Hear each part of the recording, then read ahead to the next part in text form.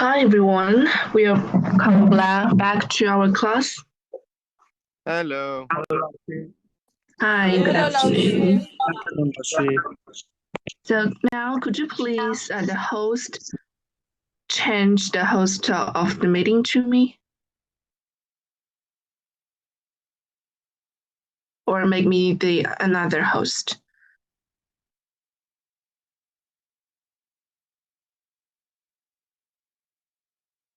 King Solid.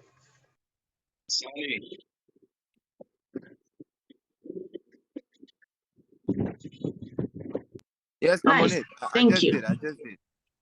No Yeah, problem. I've seen that. Thank you. Welcome. So what we are going to talk about today is relationships and communication.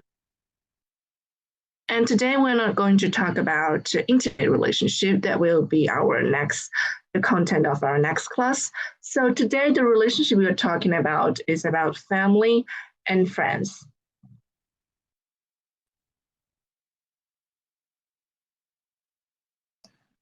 We all know relationships are very important. Good relationships makes you feel loved, wanted, safe, and secure.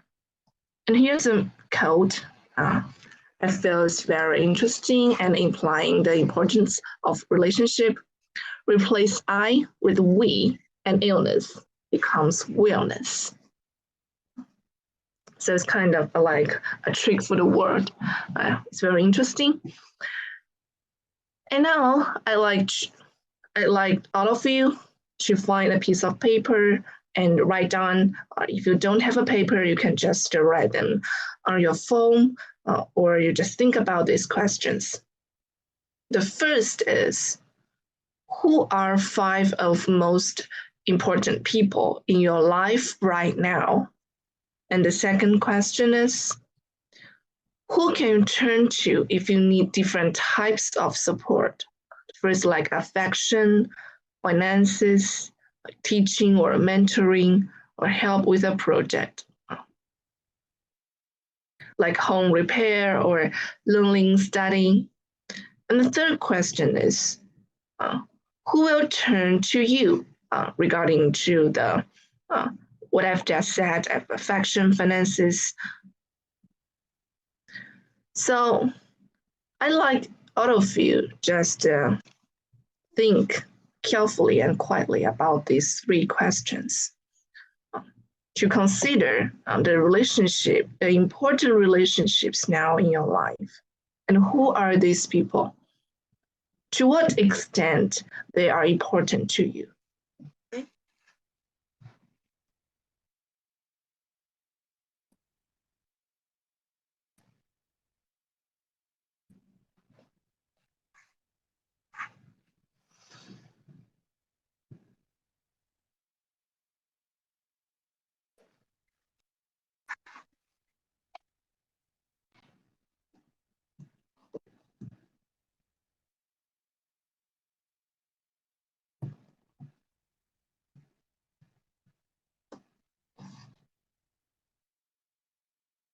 Laoshi, will we write it now and send it to you? No, there's no need sending the answers to me because it's private. These are private questions. I just wanted to think about these questions. Okay? There's no need sending to me.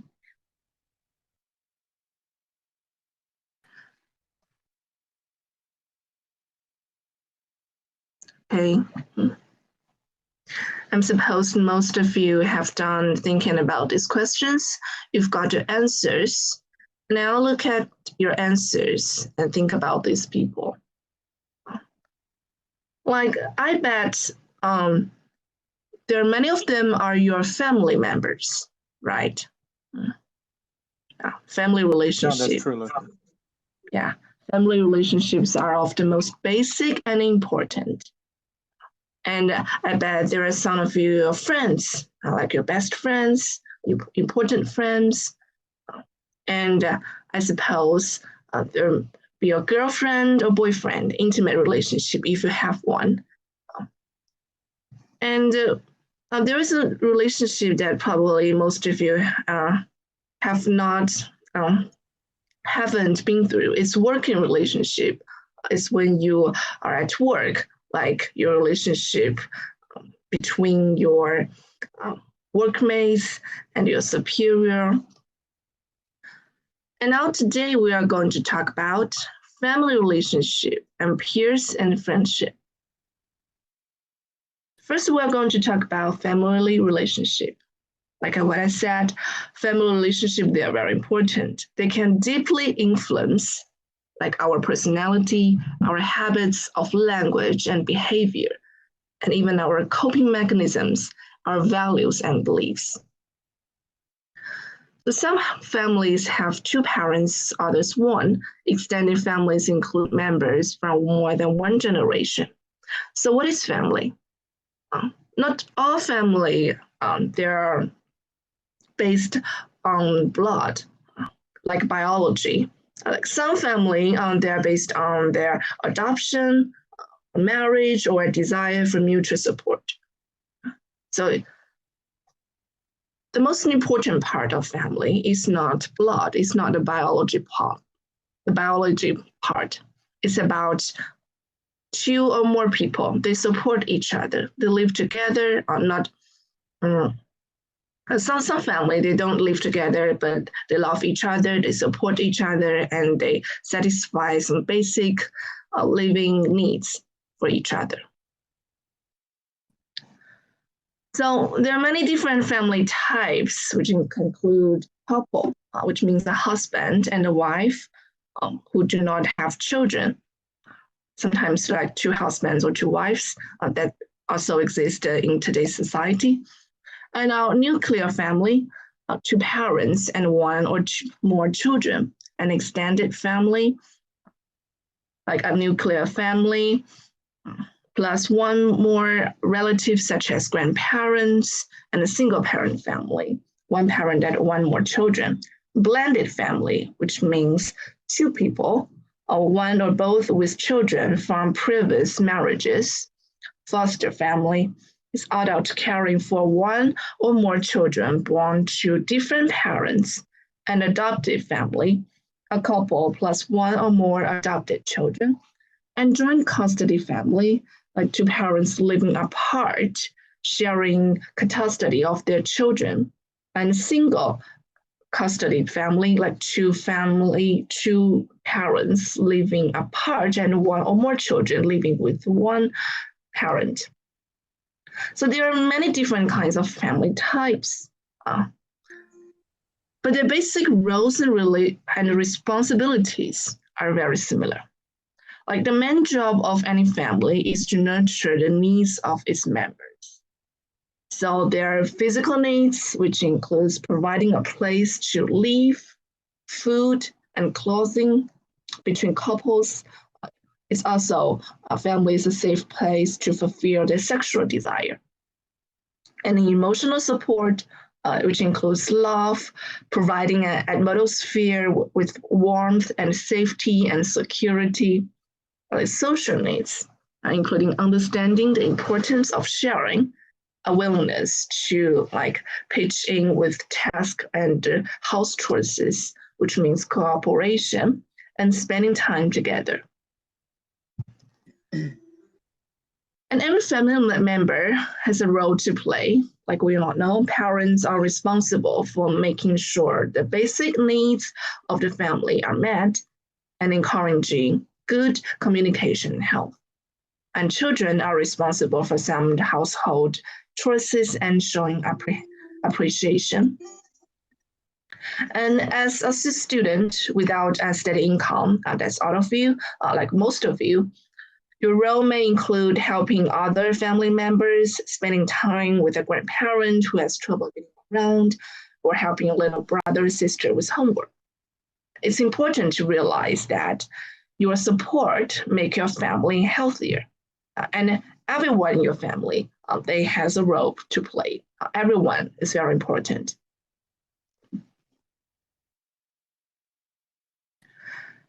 And just as individuals go through changes, Like, so do families. Some changes are positive, others can be difficult, such as an illness in the family. Like, if your family is going through a separation or divorce, like you can share your feelings with your parents or other trusted people. Like, remember that parents love and care about their children, even after a separation or divorce. And mostly to remember that children are never the cause of separations or divorce. It is very common that after the separation or divorce in a family, the children kind of will blame themselves, like if I'm the reason then making my parents apart, or even by rationality, they know it's not their causes, but it's psychologically it's very common that they will kind of blame themselves. So just remember that children are never the cause of separations or divorce. And strong emotions caused by deaths in the family include sadness, grief, and even anger. It is the hardest changes to cope with. It's the death of family member. Like, confronting others may help you deal with your own feelings. Don't hesitate to ask for help. Like, expressing your feelings is an effective communication strategy, like for managing grief caused by disappointment, separation, or loss. And if you're going through these stages, you can also talk to a counselor who specializes in helping people manage grief.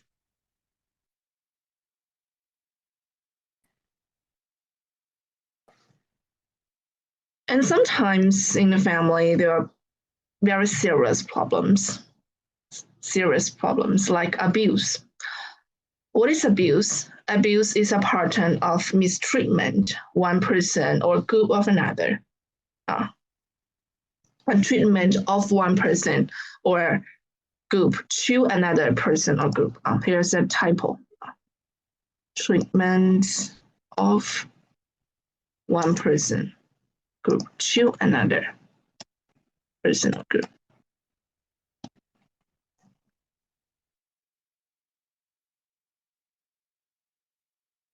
So family abuse can have long-lasting effects on all family members. It's important to know that it will have effects on all family members, not only the one who is receiving abuse.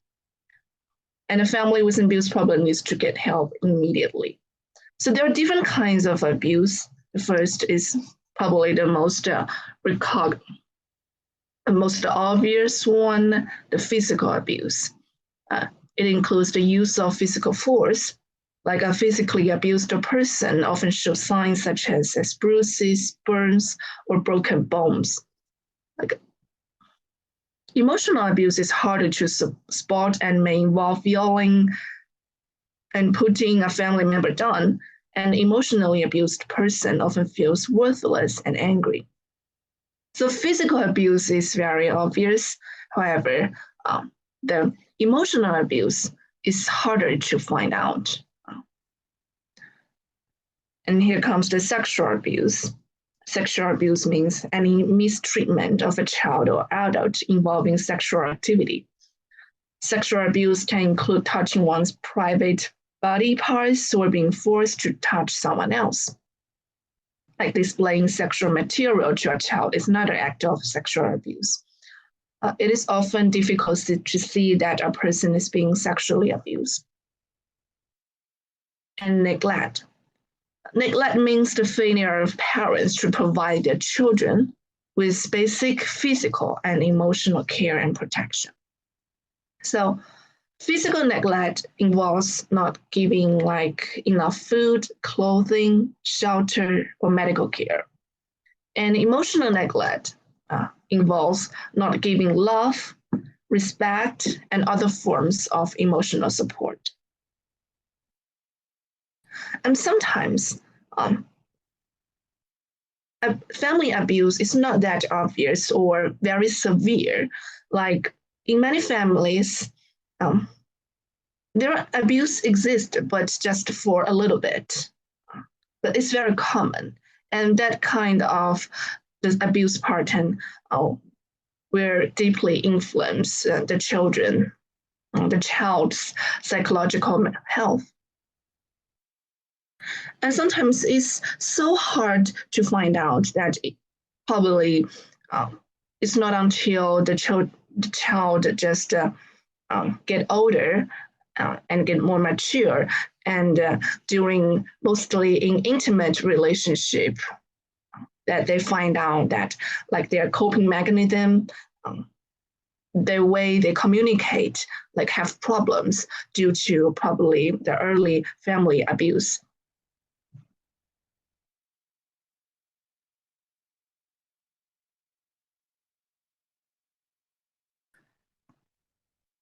So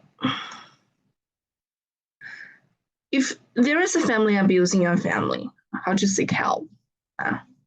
The children can seek help by speaking with an adult you can trust, such as a policeman, policewoman, a teacher, school counselor, or social worker. And social worker and their professionals trained to help families with problems. And not only the person received abuse, the abuser needs help too. He or she must understand the reasons behind the behavior and why it must be changed. If the danger is immediate, the police must be called. Abusing others is never acceptable. And here are some sources of help, like for if there are serious family problems. First, social workers, and in many places, there are religious leaders, religious community groups that will help troubled families, and crisis centers and crisis intervention hotlines. You can find your local crisis intervention hotlines online. They are usually free service. And school counselors, doctors, and other like policemen, policewomen, or other like the government institutions that will deal with these kind of problems. We have gone through very quickly about the family types, and there are common troubles in families. And there's another one very important question is, like, I bet most of you, you are not living in a troubled family, and you're living in a very normal family, like kind of full of love, caring, and support.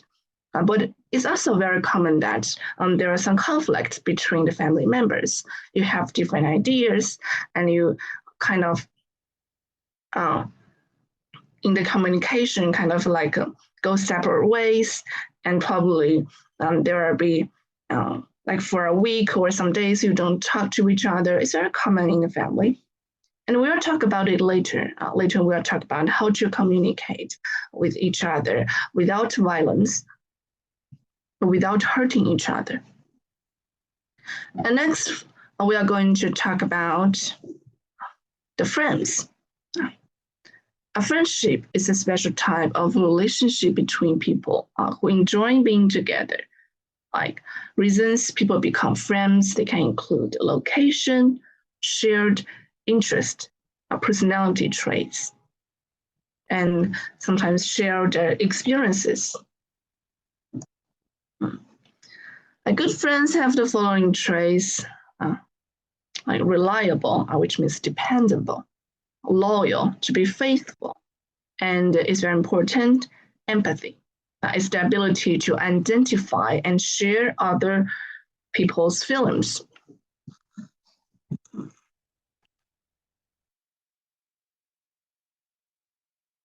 So the first step, of course, is making friends, to have to connect with another person. So here are some tips for like making friends. The first, get to know yourself. Like you can make a list of your own interests and go to some interest community groups, go to the places that you can meet someone that have the same interest. And break the ice, start a conversation like with a classmate or a community group member you think you'd like to know better. I can join a club or group, sports team, community, or support group that interests you. You will meet people who have similar interests or experiences. And offer a helping hand, like help a classmate or neighbor with homework or other projects. And it is important to choose friends who have positive values and attitudes. Like good friends often have the same views of what is right or wrong. They may share common character traits such as trustworthiness and caring. Being friends does not always mean you will agree with each other. Accepting different kinds of news and opinions is a sign of respect. It is also a sign of maturity, a sign that you are growing up. And we can learn that in the friendships. And talking about friends, like most of your friends probably feel your peer group. And here comes the peer group. And then, as we all know, the peer pressure. The peer pressure is the process where individuals within the same group influence others in the group to engage in a behavior or an activity that they may not otherwise engage in. And what is important that to make a behavior or activity like it's under the peer pressure, the key is that the person will not do this kind of behavior or activity without the group, or the possibility to engage in that group will be lower. We all receive influence from our peer group. It's very common. But to call that a peer pressure, so it will be the pressure that you may not do this activity outside the group. So here are the example of peer pressure, like you see your classmates or your friend wearing a certain type of clothing. And without a word from anyone else, you probably go out and buy the same item. This is an example of peer pressure. Other times, peer pressure may be more direct. A peer may tell you what you should do to blend in or be accepted. Peer pressure can be either positive or negative. You may be encouraged to study for a test by studying together with a friend or other peers. And positive peer pressure, they can inspire you to improve yourself or do something worthwhile. And of course, there are negative peer pressure. Negative peer pressure may dare you to think or behave in a dangerous or illegal way. Examples of negative peer pressure include like urging a peer to use tobacco, alcohol, or other drugs, like talking a peer into being unkind to someone who is different, or persuading a peer to do something illegal, such as shoplifting, or encouraging a peer to be disrespectful to parents or society or other adults, and can engage in a fight or get involved in games.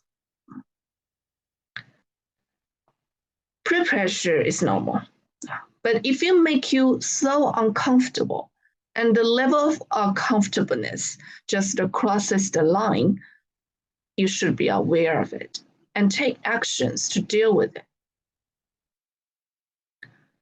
So here's some tips to help you deal with peer pressure. The first is make your own decisions. Like do things that make you happy and make those decisions on your own. Why some people might ask you to do something that pushes you outside your comfort zone in a good way, be mindful of any negative consequences that would occur. Like if you're about to make a decision, you can ask yourself, is it good for me? Is this adding something positive to my life? Do I really want to do that? Am I certain how I feel about it? So it's very important to know that what's your own feeling?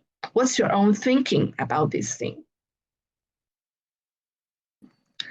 And don't make decisions based on what other people think is good for you or what they want you to do.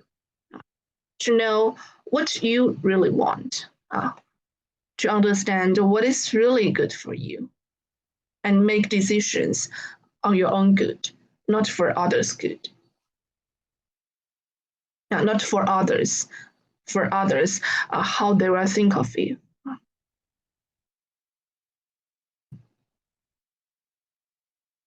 And it's also very important to learn to say no. There are so many people they feel very hesitant to say no, to refuse other people. They don't want to disappoint them. They may feel awkward to say no. So they're very easy to be dragged to do things that they don't really want to do. So how to say no? So we can separate the 4 steps STOP, which they combine together means stop. So the first, say no in a firm voice. Like sometimes saying no is enough. Friends who respect you will take no for an answer. But for other times, probably some people, they're very if you just say no in a formal voice, they will kind of persuade you. They want to convince you. So you can show your self-confidence without being insulting to others. And this point is also very important, without being insulting to others. Be respectful to others too. You can convey your meaning in a calm but powerful way. And then second, you can tell why not. Explain your reasons for saying no. Let your peers know that you value your health or safety or other reasons why you're saying no. It's important to explain the reasons. If you just say no in your firm voice without telling them why not, they probably feel confused or sometimes feel that offended. And we can offer other ideas, like change the subject by coming up with something else to do instead. And promptly leave. If people continue to put pressure on you, you can just walk away, find something to do, find an excuse just to leave the place.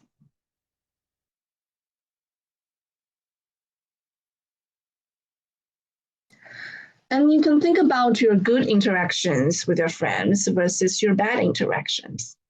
If you feel like the pressure you much more than you'd like or they don't stop, you can just make some new friends. When it is hard to say goodbye to friends, it might be harder to keep saying no to peer pressure and deal with how it makes you feel. So it's very important that we choose the right friends. You choose the friends because you like them, not because they're cool or popular. Choose friends who accept you for who you are and do not pressure you to do things in order to fit in with them. Choose friends who like you for you, who can respect your decisions and care for you. You can meet people by volunteering or attending karaoke dance or other classes or kind of other support groups, community groups. You can just pick something that your current group of friends isn't involved in. Meeting people who share common interest with you. For example, if you see someone reading a book that you like, you can just start a conversation with them about the book and get to know them. There are many ways to make good friends, make new friends, but it's important to bear in mind that choose friends who are good for you, who really like you and care about you.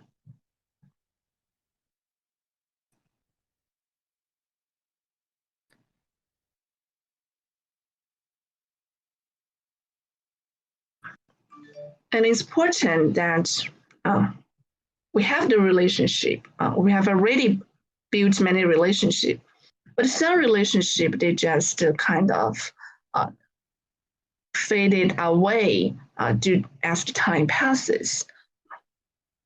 So how to maintain the existing strong relationship and making them stronger? You can build stronger relationship through like spending time together. That's when you get to know each other, how they're doing recently, and share your feelings, what you're doing. And second part, the mutual respect and support is kind of like the key to strong relationship. There must be mutual respect, love, care, and support for each other. That's kind of like the basement a relationship builds. And cooperation, working together, communication. Sometimes like people love each other, but the lack of communication skills, so there will be a misunderstanding, there will be conflicts, like their needs, they have their needs, but they didn't let the other person know, or there will be many misunderstandings.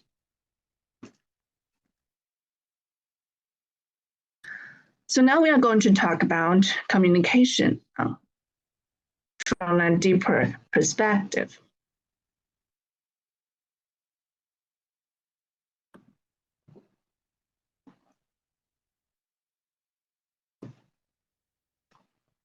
Here we can see some quotes on communication from some famous people.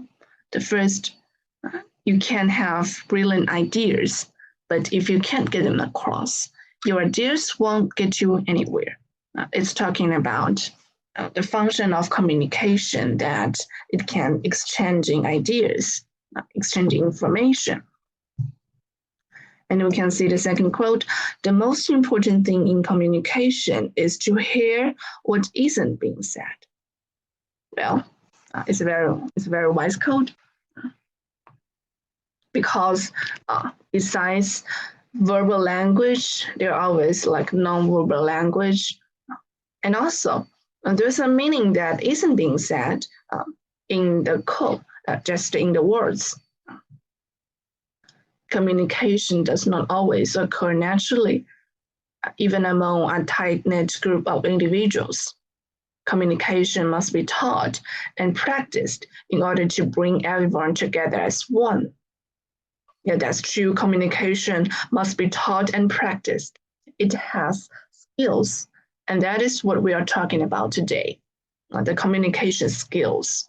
There are some steps that can help you to express yourself more clearly, calmly, and effectively.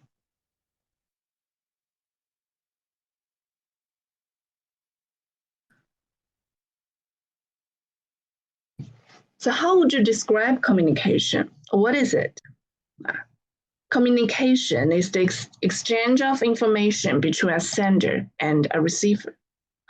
As we will touch on later, good communication will create a dialogue that ensures that the intended message is received and understood.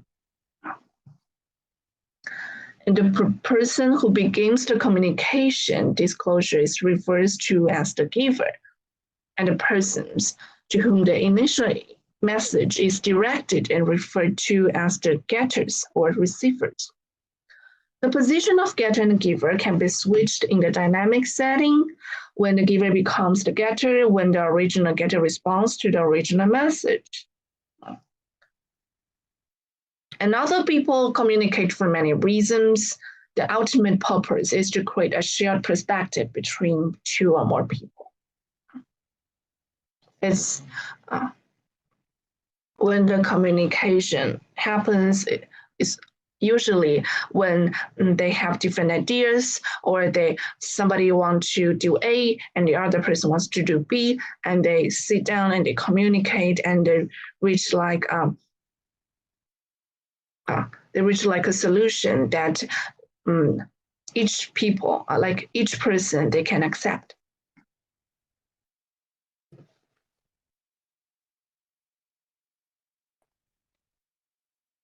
Like communicating allows people to exchange information that can influence how we think and feel about one another and our environment. Like within schools, communication is a critical tool for providing a safe, pleasant, effective learning and work environment. And when a team is able to effectively communicate, the result is often that a seamless integration of different talents which contributes to a product or outcome that no one person working alone would be able to create. So the another very important function of communication is for talent integration. Information integration, talent integration, like people work together, they can create more. As we know, there are often a lot of barriers to communication, like physical distance, unverified information, that's where the misunderstanding occurs, language differences, communication style, emotion, and competing priorities. How we navigate and respond to these challenges will determine how effectively we are able to communicate. Later in this class, we'll talk about and practice some well-established strategies that facilitate good communication. Okay.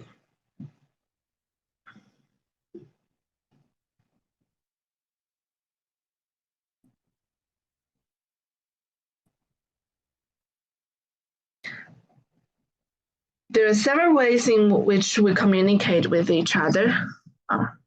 Like we speak, we project information non-verbally through our body language or written medium, and we listen.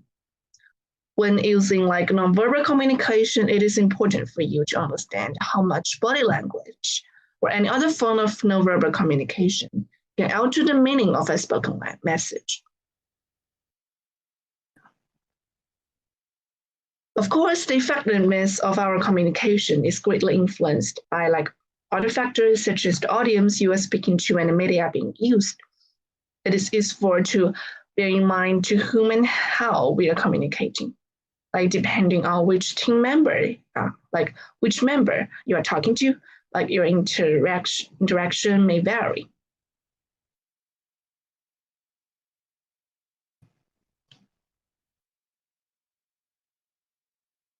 With speaking, we can speaking in person, telephone, like virtual conferences. Like now we are doing an online course or online class, and listening, like receiving a message, interpreting the message. There are many steps and ways that we can communicate. There are so many channels.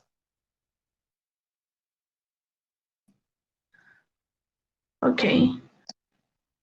So the next we are going to mainly talk about the communication strategies. And let's stop here and have 10 minutes break. It is okay. It's a little bit earlier. Yes, okay, 老 OK， 师。老师。 Okay, so we are going to stop for like 10 minutes, take a 10 minutes break. Okay. OK。 OK，老师。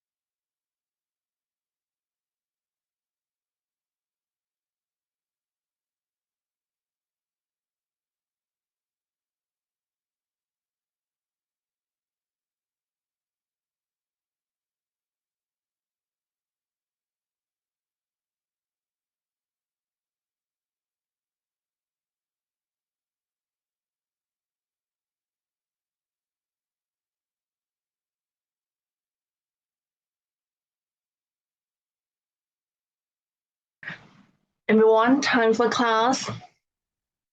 Okay, teacher. Okay, 老师。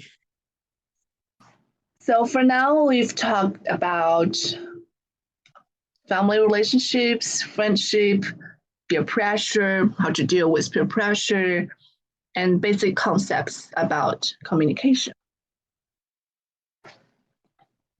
So we are going to move away from talking about what communication is and why it's important to begin exploring how we can have effective communication.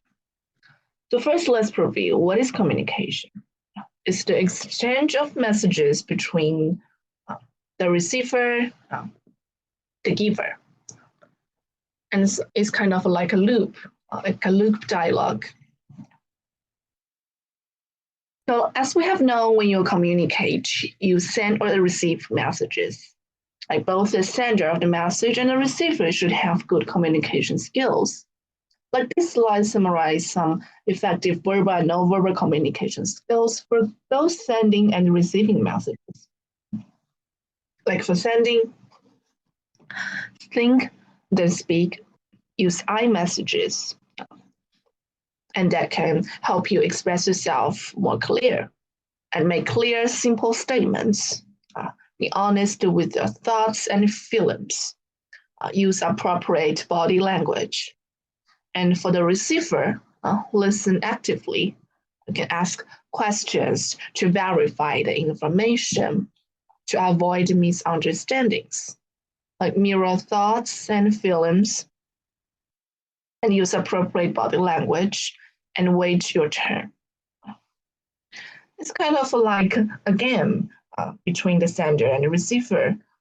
Each one speak and then listen, and then the receiver wait for their turn to speak for the next round.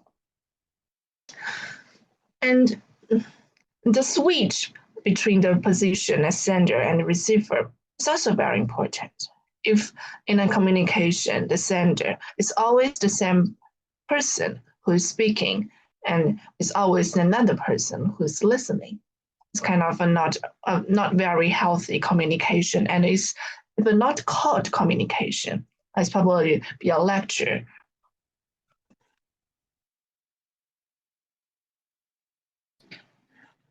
How can communication be improved? Here are 10 steps for good listening.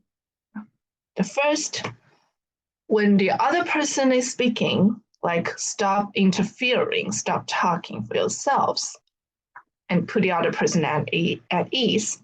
Show that you want to listen.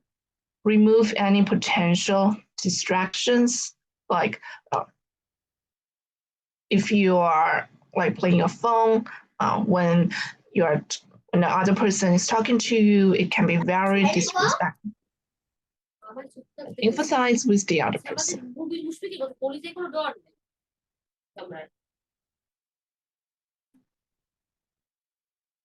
Don't respond too quickly. Be patient. Don't get mad and hold your temper. Stay calm. Go easy on argument and criticism. Can ask questions. And then the last is very interesting that the first and the last is the same. Stop talking, especially not interfering the other person's talking. You can respond. It's very important that you respond, but if the other person is holding the topic, it's kind of it's not a respectful way that you change the topic to yourselves. And giving feedback. The process of telling others how you feel about something they did or said, or about the situation in general.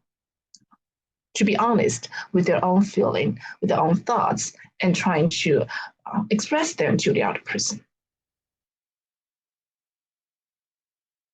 And here's some constructive feedback guidelines. Give it directly, make it specific, give it when the receiver is willing, is able to accept your feedback, and make sure your feedback is valid, and give it in small doses. If you just give the feedback in a very long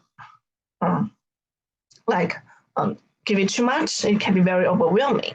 So give it in small doses and make sure the other person can understand you without misunderstanding. And the channel is very important too. There are different channels that can convey a different level of richness of information, like postings, reports, it's low riches, impersonal, one-way, fast, and the other side of the spectrum is high richness. It's personal, two-way, slow, it's face-to-face meetings, conversations. But if you're going to talk about like personal affairs, it's better that you go face-to-face meetings, like you hang out with your friends. You're talking with your friends in like a coffee shop or in your own house. If you're going to do something business, can go emails, letters, or like telephone, video conferences. And choose the channel that works best for the situation. Like written channels works for messages that like they are simple and easy to convey, and it requires extensive dissemination quickly. And it can work for messages that convey formal policy or authoritative directives. And spoken channels works best for messages that are complex or difficult to convey, where immediate feedback is needed, and the messages that attempt to create a supportive, even inspirational climate.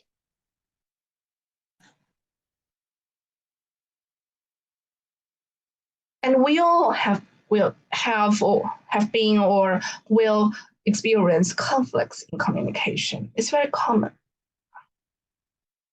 Someone wants to go A and you wants to go B, and you both want to try to persuade each other, but you both failed because you're trying so hard to persuade each other, and the path of your communication just gets more separate. And in our daily life, when we are in conflicts in communication, it's very common that we probably use some violent expressions. We'll blame each other. We'll say something that will hurt the other person, and that say something that we'll regret later. And these things will hurt not only emotions, but also will have deeply negative influence on the relationship itself. So what I'm going to share you is the nonviolent communication is the key point that in today's class. What is nonviolent communication? It's founded by the psychologist Marshall Rosenberg. It is used by a world network of meditators, facilitators, and volunteers. It is a form of interpersonal communication inspired by compassion and solidarity. It helps to improve relations and to act with practical and effective means to promote peace. So how does nonviolent communication function? So what we daily face is conflicts with companions, family, members of the same communities, persons with different opinions and cultures. And that can easily lead to the circles of painful emotions. And painful emotions is very likely to lead to more conflicts, especially within the one that you love, within the group of people that love each other. Because when we feel hurt, like we'll become defensive. And when we become defensive, it's very likely that we probably say something to defend ourselves, to say something that we hurt the other person. And nonviolent communication is an alternative way to face the day-to-day conflicts. And through the nonviolent communication that we can have more effective communications without hurting each other. And that what is needed in nonviolent communication is that we should overcome the destructive logic of anger, punishment, shame, and blame. So how to do this? For this, we need to communicate calmly, clearly, and honestly. So the step one is to know yourself and the situation. To know what is happening now, or what was happening in the situation that arose you, makes you so overwhelmed, makes you so angry or anxious or hurt. And to know what are you feeling at that time? What are your thoughts? What are your needs? If the situation is too overwhelmed, you just step back, stay calm, and think. Don't act on impulse. So ask yourself these questions. What did the other person do? How did I feel? What need of mine was not met? And what do I want this person to do for me? In our daily conflicts, like we have different kinds of opinions, judgments, criticism, prejudice towards the other person. And that can lead to aggression, violence, resentment, and more conflicts. Even if between the people love each other. So how to tell the truth clearly and honestly without attacking another person? Here's the example. Tell the truth and honestly express yourself, like what I said. Ask yourself these questions. What did the person do to me? How did I feel? What was my need that was not met? And what do I want this person to do for me? For example, what did a person do to me? This morning, you shouted at me, right? It's a fact. It's a fact that have already happened. And how did you feel? You can say, I felt very angry. And what was the need that was not met? You can ask yourself, why do you feel the need to be treated with more respect and to dialogue with? So the need is to be treated with more respect and to have communication. So what do you need? What do you want this person to do for me is, even though you are angry with me, talk to me without shouting. So if you ask yourself these questions and you answer these questions, then can make the situation more clear, right? And understanding the needs behind your emotions that can make you feel calm and without acting on impulse. And this second step is the first step process to express yourself. First is observation. And observe with no judgment or criticism. Only observe the facts that is happening or have already happened. And the second is to express what you are feeling, probably hurt, scared, joyful, amused, shamed, angry. And the third, to express needs. And the needs is in relation to the feelings identified. And the last is the request. It's in flexible language and not as a demand. To make a request or not a demand. So you can see all these four components that you need to express yourself is contained from the four questions that you ask yourself. You should know these answers of these questions, and then you can express to the other person about the answers.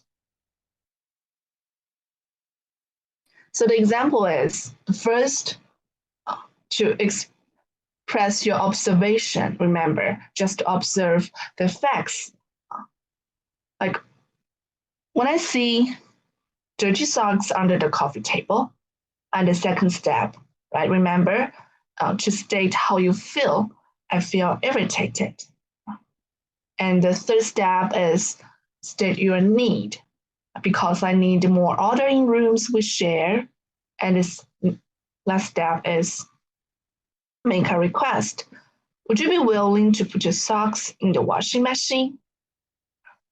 So these 4 sentences is whole conversation, like it's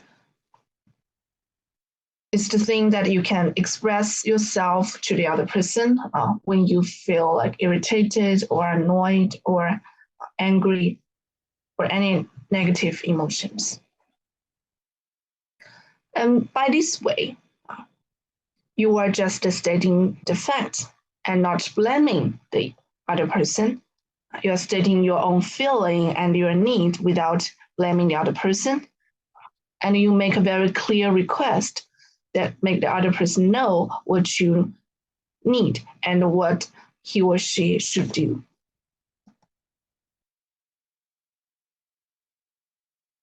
To do nonviolence communication, there are skills to develop. First, we need to know how to differentiate observation from evaluation, being able to carefully observe what is happening free of evaluation. And the second is differentiating feeling from thinking, being able to identify and express internal feeling states in a way that does not imply judgment, criticism, or blame or punishment. And third is connecting with the universal human needs values, for example, love and security, trust, understanding in us, that are being met or not met in relation to what is happening and how we are feeling. And third, and the fourth is requesting what we would like in a way that clearly and specifically states what we do want rather than what we don't want. And that is truly a request and not a demand. For example, attempting to motivate, however subtly, out of fear, guilt, shame, obligation, etc., rather than out of willingness and compassionate giving. And these skills emphasize personal responsibility for our actions and the choices we make when we respond to others, as well as how to contribute to relationships based on incorporation and collaboration.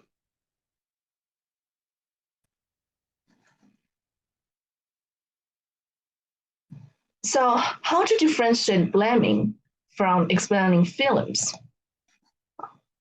Let's see.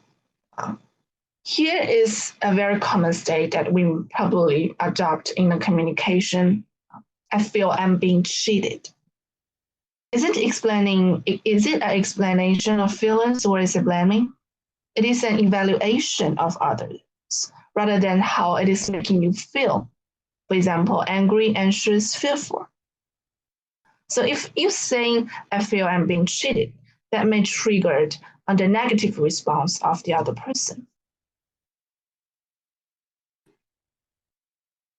And if you say, when you said that, it really hurt me, and this places blame. Blame the other person that he or she hurt you. So it's not a very good way to say. So how to say that? Instead, explain your feelings like this. When I heard you say those words, I feel hurt because I blah, blah, blah. So use the I messages. Don't, in our daily quotes, in our daily sayings, there are many like evaluations, planning besides our words, behind our words.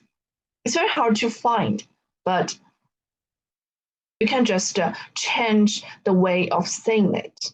and it kind of have a magic power and change your way of saying your feelings. Expressing your feelings can make not only yourself feel better, but because you are speaking your mind out in a very clear way without blaming the other person. And the other person will feel less uncomfortable too, because it's just you explaining your feelings, not involving judgment or criticism.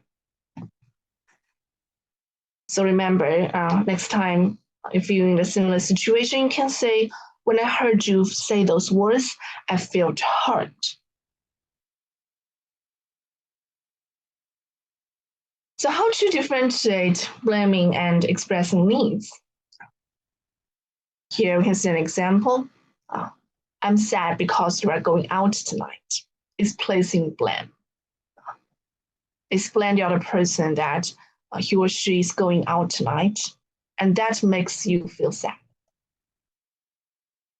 Instead, we can express our needs like this. I'm sad because I need some company and I shall be alone tonight. I really need you to be here with me. Right? When you compare these two different sayings, you can feel that the second one will make us less uncomfortable, and even that will make us to trying to make compensation, and then will trigger a conversation that probably full of love and care rather than the conflicts.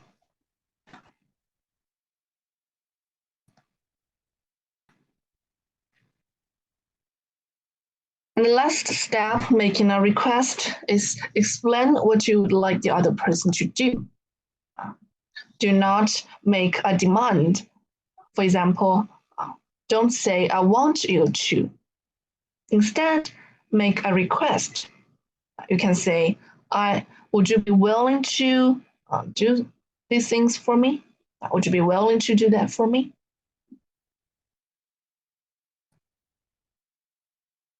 And step 3 is understand the other person. When we receive the message from others, we should know, we should see through the needs for the other person too, the needs that behind his or her language and behavior.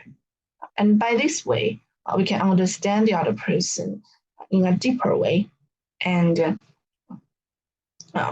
it's less likely for us to feel irritated or annoyed by the other person, because we know that probably all he or she needs is love or security or company or other needs, universal human needs. So we can connect with the other by sensing what they're observing, feeling, and needing, and listening to their requests to discover what would enrich their lives.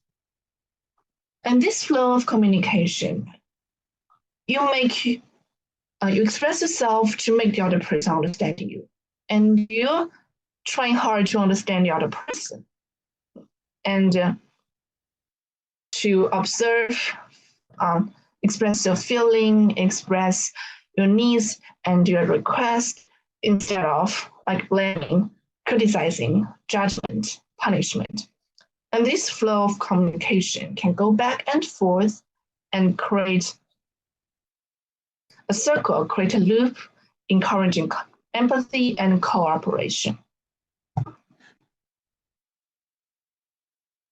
And now we're going to watch a video about nonviolence communication, which can summarize what we have said in this class and give you more information about this kind of communication style.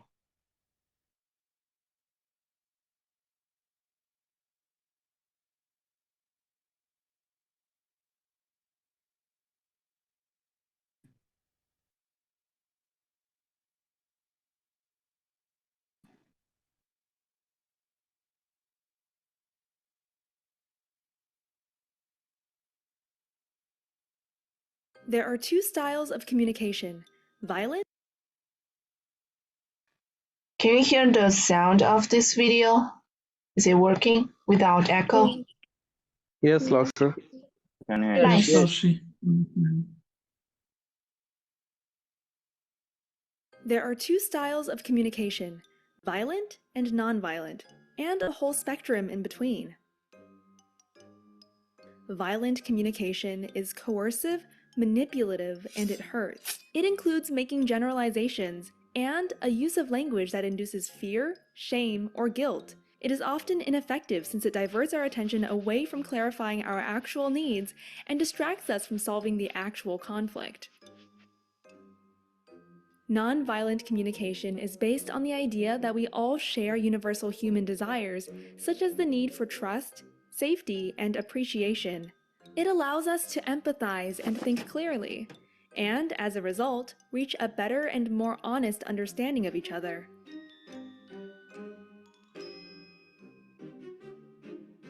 Nonviolent communication follows 4 steps: observation, feeling, needs, and requests. To understand how it works, let's imagine a college student being late for class. Old Jay, her former teacher, would usually have just said, "And here she comes again, late Anne." In class, he would then give her a hard time, and after, as his form of punishment, a bunch of senseless assignments. Then, both would feel bad for the rest of the day. New Jay, who's her current teacher, learned about nonviolent communication and knows that it begins with a clear observation. During observation, he tries noticing concrete facts, things that happen at that very moment. New Jay jots down that Anne arrived 20 minutes late and that his pulse is up, possibly a sign of stress. When focusing on his feelings, New Jay connects with his heart and can learn to understand various underlying emotions. This is important because what seems to be anger might in fact be sadness. During this step, it is essential to distinguish feelings from thoughts. After class, New Jay shares his observation and explains to Anne that he feels disrespected when someone is late for his class. Knowing his needs is important because it allows him to enrich his life and feel at peace. If we disregard our needs or don't live up to our values, we experience stress and frustration. Understanding that we all have universal human needs is perhaps the most important step in the process. New Jay tells Anne that they should find a way to respect each other's values and desires. Lastly, there is the request, which clarifies what future New Jay wants for himself and this relationship. Clear requests are hence crucial to a transformative communication. When we ask for concrete actions, we often find creative ways to ensure that everyone's needs are met. New Jay asks Anne not to come to class at all if she happens to run later than 1 minute. Marshall Rosenberg, who developed the model, liked to show the differences between the communication styles with 2 animals. The jackal was a symbol of aggression, dominance, and violent communication. The giraffe, with his long neck and big heart, represents a clear-sighted and compassionate speaker and non-violent communication style. All violence, Rosenberg wrote, is the result of people tricking themselves into believing that their pain derives from other people and that consequently those people deserve to be punished. What are your thoughts on this model? Share your thoughts in the comments below and check the description for more details and interesting links about the topic.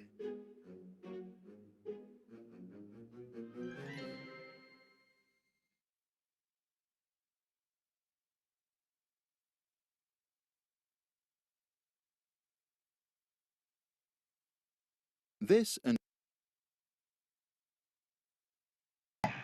Okay, so this video provides a specific situation, a scenario that how nonviolent communication functions. And the 4 steps: observation, feeling, needs, and request, and the influence of it.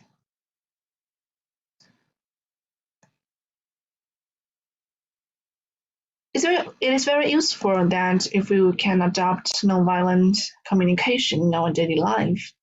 And the key point of it is to communicate with understanding, caring, cooperation, and care. Stop perceiving the other person in the conflict as an enemy.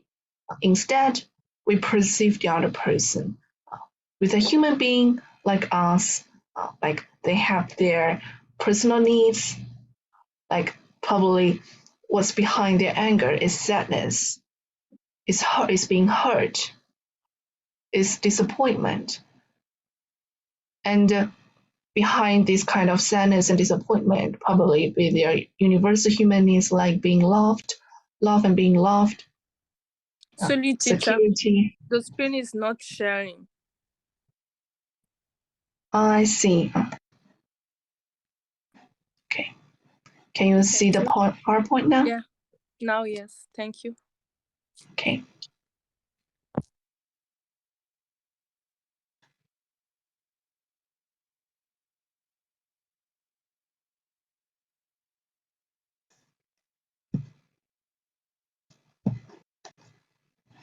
So after this class, I recommend you to practice the nonviolent, this kind of a new communication way, nonviolent communication to your daily life.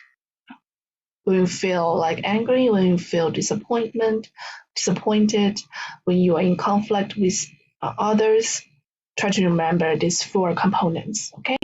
Observation, feeling, needs, and request. You can preview it for one more time because it's very important.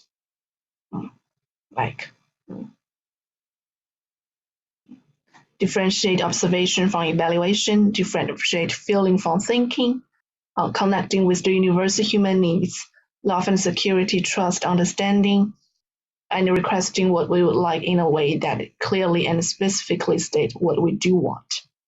Make your request specific and clear, and do not demand the other person.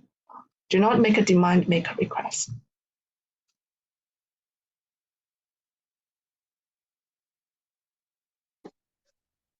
So when we do use this communication model, we may begin either by expressing ourselves or by empathically receiving these 4 pieces of information from others. It is important to keep in mind that the nonviolent communication does not consist of a set formula, but adapts to various situations as well as personal and cultural styles. It's very important. It's not a set formula.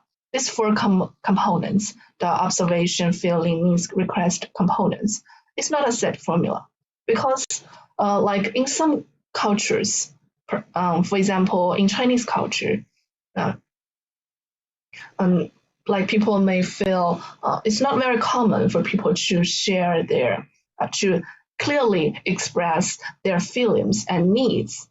But we can express our feelings and needs in a more implied way, in a way that fits the cultural styles.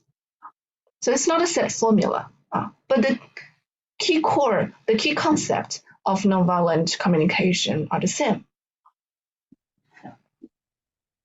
While nonviolent communication is often referred to as a process or language, it is possible to express all 4 pieces of the model without altering a single word. In essence, the core of nonviolent communication is to be found in our consciousness of these 4 components, not in the actual words that are exchanged. And if you learned this kind of communication, it can be adapted to many other ways. It can change your ways of perceiving the other person, to know yourself, know the other person's actions and their language, the needs behind their actions and language.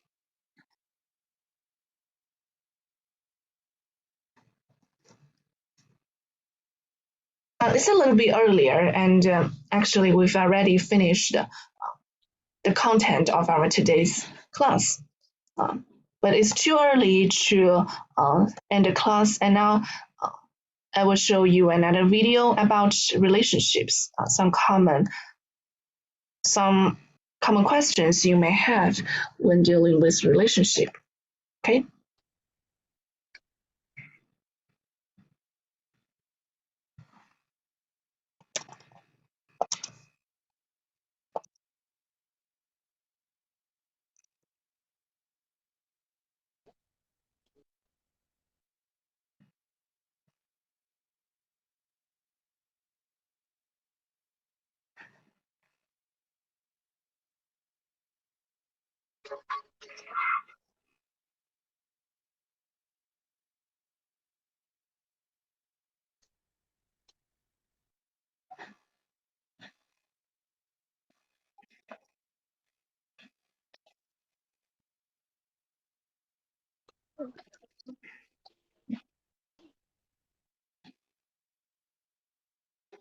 Okay, here's the one I really loved. Here's the video.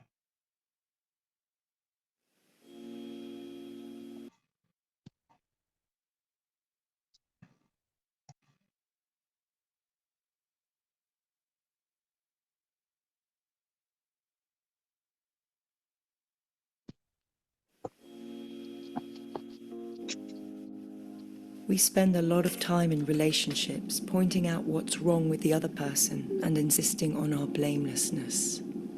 We imagine that's a good strategy for getting what we want and for being happy in a couple. But that's nonsense. Next time you feel strong enough that you can, for a moment, stop insisting you're always right, try a different tack. Out of the blue, say, "Sorry, I'm so anxious. Sorry, I lose my temper. Sorry, I don't listen enough. Sorry, I'm too preoccupied. Sorry, I both want you close and push you away. Sorry, I'm not always balanced, sane, or mature." You think that might weaken you, make you hostage to the partner's vengeance. It never does. Everything always gets better from that point. Give it a try. Sorry, I'm so crazy.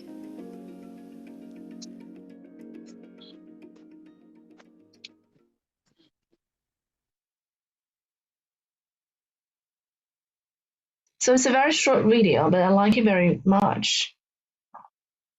Like the voice of this video is very calm. It's kind of like a very therapeutic. And animation is very great too. And what's most important is the core thoughts behind this video is that in many times that in relationships or in the conflicts, we are blaming each other. We are insisting that we are right, and the other person also insisting that he or she is right. And in that case,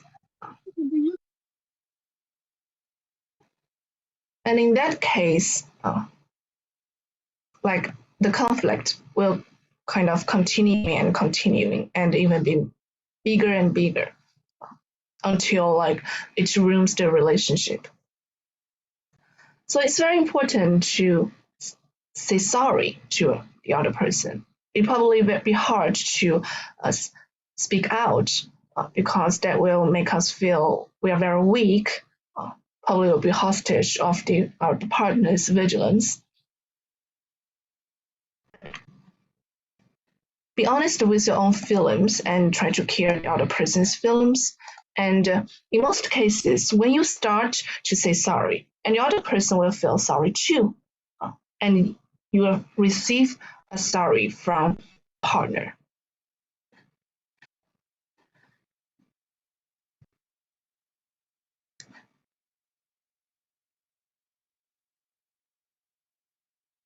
So it's a little bit early, but I bet I've finished all the content for today's lecture. Do you have other questions about today's class? No, Lao Sư. Okay, nice. Have all of the groups sent me the topics? If there's still some groups who haven't sent me the topics, please send them directly to me. Okay. And within this week, I will give you the feedbacks. Okay. Okay. So it's a bit earlier, but goodbye, everyone, and have a nice week. Goodbye, Lao Bye Sư. bye. Bye bye. Thank you, Lao Shi. Goodbye. Bye. Let's say Lao Shi. It's a great class today. Thank you. Thank you. Bye. Bye-bye.